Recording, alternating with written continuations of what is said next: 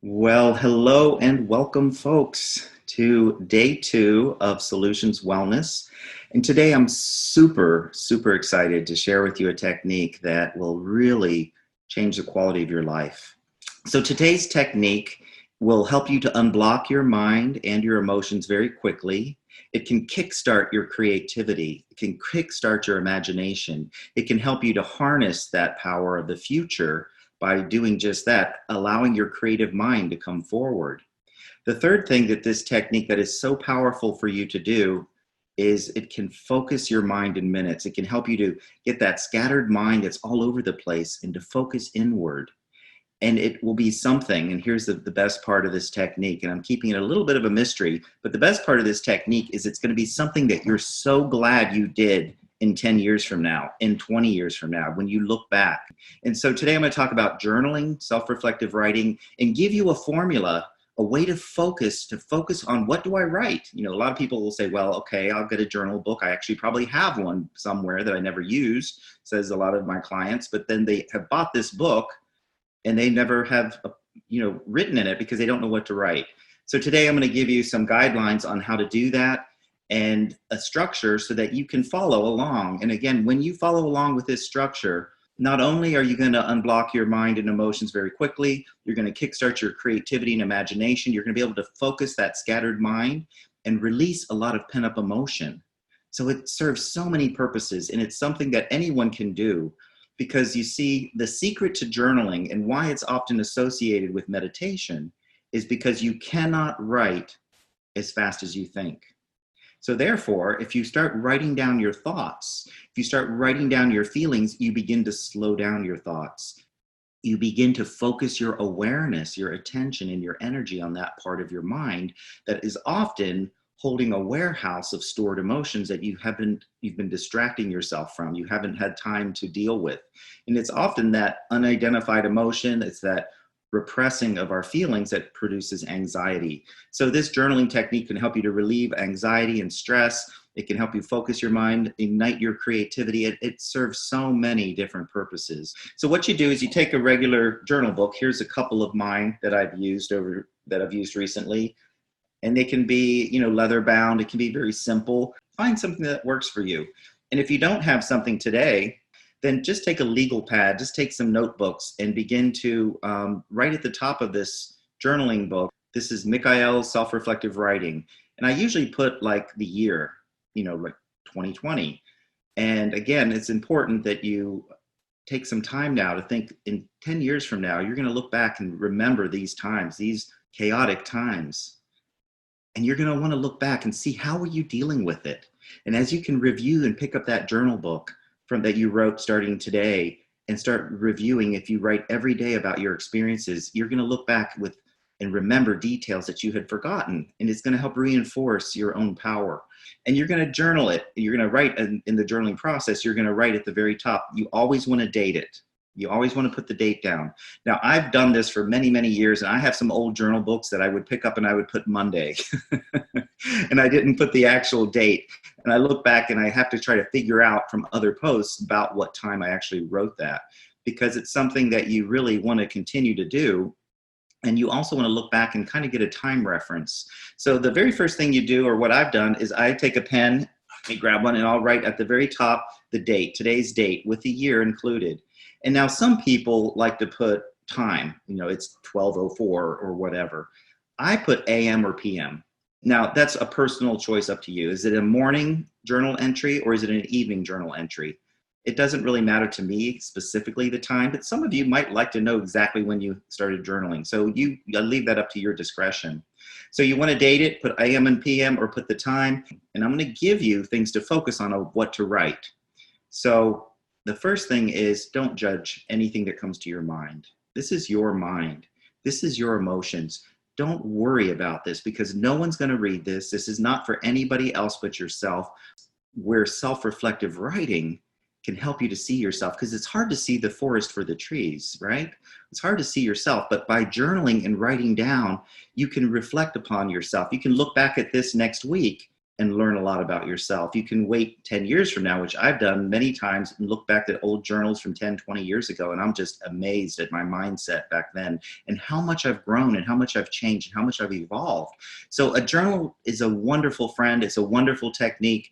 And I'll get back into what should you write. Now that you get your journal book, you've written at the top the date and the time. What am I going to write? A lot of people like sit there and draw a blank. But the first thing you want to do, and what I do, if I don't know what to focus on, I first need to gather my attention. I need to focus my attention. So the first thing I do is I describe my environment. I describe what I'm doing. I'm sitting at the beach on a Tuesday afternoon, and the sun is shining through the broken clouds, and I can smell the salt air of the ocean as I lay on this warm, soft blanket, waiting for some inspiration to come to me. Whatever. Just write down and begin by describing your environment, because what that does is it gets you out of your own head and brings you into the more present moment.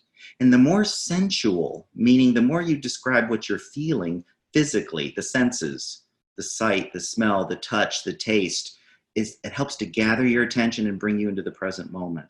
That's why it's important to be sensual.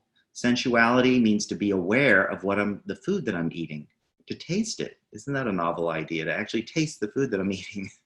Or to smell that breeze of that fresh magnolia tree that you walk underneath on your morning walk while you're walking your dog, to feel the warm, palpable sunlight on your face. All of those brings you into the present moment when you pay attention, when you give it your attention. And that's what it means to be sensual.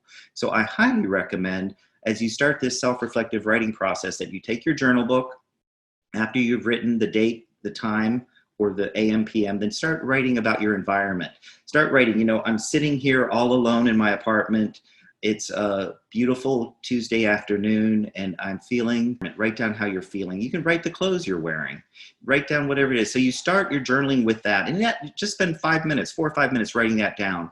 Then you want to write about what you're doing or what you're going to do. What are you planning on doing, or what did you just finish doing? Depending on the time of day you're journaling, you might be doing this first thing in the morning and you're getting ready to go play tennis. So you're going to write about that, or you're going to write about what you're doing generally in your life. What's happening in your life. Stating facts.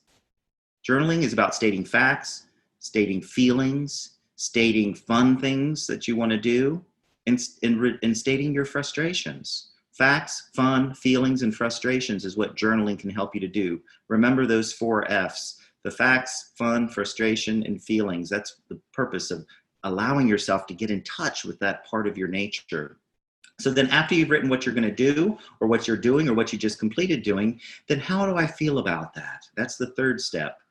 I want to write about, how does this make me feel? How did what I just do? I just had this big important meeting with my boss, and all of a sudden I'm going to write and journal about how that went and how I felt about myself, about that experience. I want to write about that. So that's the third step to self-reflective writing, is how do I want to feel? What am I feeling right now? And don't write down, okay, I'm feeling good, I'm feeling fine, I'm feeling blah. That's not a feeling. That's a way to avoid your feelings. So instead you want to write down what is beneath that feeling or that description of being fine, good, or blah. What's beneath it? Okay, I'm feeling good. Does that mean I'm feeling happy? I'm feeling content? I'm feeling peaceful? What is the emotion? I want to focus deeper than just these quick labels that we want to put on top. So you want to write that down. I'm feeling a sense of disappointment and excitement at the same time. And that's weird, because how can you do that? And that's one of the secrets why people resist meditating, is because our emotions don't follow logic and reason. In other words, the logical and reasonable part of us, our thoughts, we can only think one thought at a time, but we can feel many different emotions at the same time. And that's often what confusion is. Confusion is often feeling many different emotions all at the same time. So taking your journal book, and you're going to write, this third step to journaling, to self-reflective writing, is what am I feeling? And go beyond good or fine or blah, get deeper into the defining your emotions.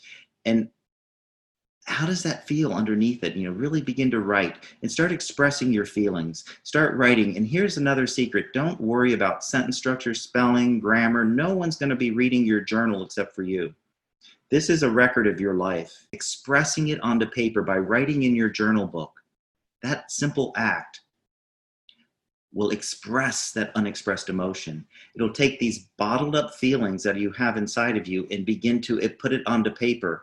You're taking energy that's in your mind and in your heart, and you're putting it out there onto paper. And it's a wonderful way to express those feelings and to get unstuck, to disconnect from what's going on around you, to focus your mind onto what you're writing, and to be in the present moment, and then to express any pent up energy. So that journaling technique I wanted to share with you today, and I want you to consider doing it once or twice a day, especially during these times of crisis. During these times of crisis. Now that's the third step. So the first step I'll review for some of you jumping in here. You want to describe your environment, what's going on around you, what clothes you're wearing, what smells, be very sensual. What am I experiencing? Like one entry, I always start with writing, what am I doing? Where am I at? Okay, I'm sitting on the beach on a warm summer afternoon, and it's a beautiful day. And what am I going to do? What am I planning on doing? Write about what's coming up, your events. Write about your experiences that you just had. There's a lot of things to write in your journal. And then ultimately the goal is to get into, what does that feel? What am I feeling about these things that I'm doing? What am I feeling about these experiences that are going on in and around me? What is my experiences? I want to write and focus on the feelings that those are generating, because that's giving me an outlet to successfully find greater inner peace, to realign and to connect deeper with myself. After you've described your environment, you've written down what you've been doing or what you're planning on doing or what you've experienced, and then you've started to express your feelings. Once you've written about your feelings, spend the majority of your time doing that, going into those feelings to give them an outlet, to give them an expression so that they're not bottled up inside of you, generating anxiety. The fourth step is then to write 3 things that you're proud of. 3 things that you're proud of, things that you've done today, things that are going to support your self-esteem, that's going to build your confidence, it's going to build a sense of self-esteem. You want to write 3 different things today that I'm very proud of. You know, I'm really proud that I had my green smoothie for breakfast this morning. I'm really proud of the fact that I didn't watch TV last night, even though I was tempted to, and instead I went to bed early. I'm really proud of the fact that I called my boss and told him something that I was vulnerable and feeling I shouldn't do, or should I do it? And I did it anyways because it felt the right thing to do.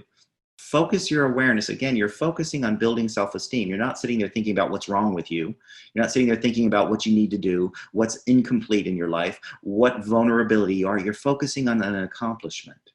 And I'm proud of the fact that I did this when I could have done something differently. I'm proud of the way I handled this situation. And you want to do this journaling every day. You want to do this every day. And so as you write this down every day, you're going to need to be, your subconscious is going to also be saying, you know what, I need to change my behavior so that I'm going to do something I'm proud of. I'm going to change my behavior. That is writing down the 3 things that you're proud of. That's the 4th step of this self-reflective writing process called journaling. The final and 5th step is then to write down 3 things you're grateful for. To write down 3 things that have happened, that you're experiencing, that you have, that you're grateful for. Because you want to take, and I want you to see the logic behind this, because when you're writing about your feelings, you might be feeling disappointed and angry and hurt, and you get all this stuff and it's getting it out of you. You're getting this negative energy out of you onto paper. And then you're going to start shifting the energy to a positive experience of 3 things you're proud of. And then you're going to write 3 things that you're grateful for to end your journaling session. And you're going to carry that energy of appreciation and gratitude, of being proud. And maybe the thing you're proud of is that you wrote in your journal book today. I'm very proud that I'm sitting down and making time to write in my journal book. You're writing those down and you're expressing that. And this technique can be very, very valuable to help you to unblock your mind, to clear up those repressed emotions so that you're not feeling so anxious. It can help you to spark and ignite your creativity, to spark and ignite your imagination. It can help you to focus your mind, to disconnect from what's going on around you, to connect with yourself.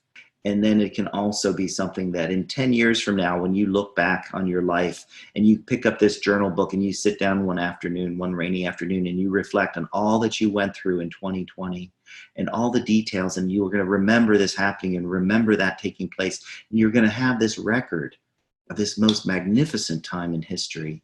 And I encourage you, because you and your future self one day will look back and be so glad you did this. Not only is it you going to benefit in the present moment, by being more focused and clear, but your future will look back and be able to reflect on these times that are pivotal in you becoming more empowered, of you moving into a brilliant future.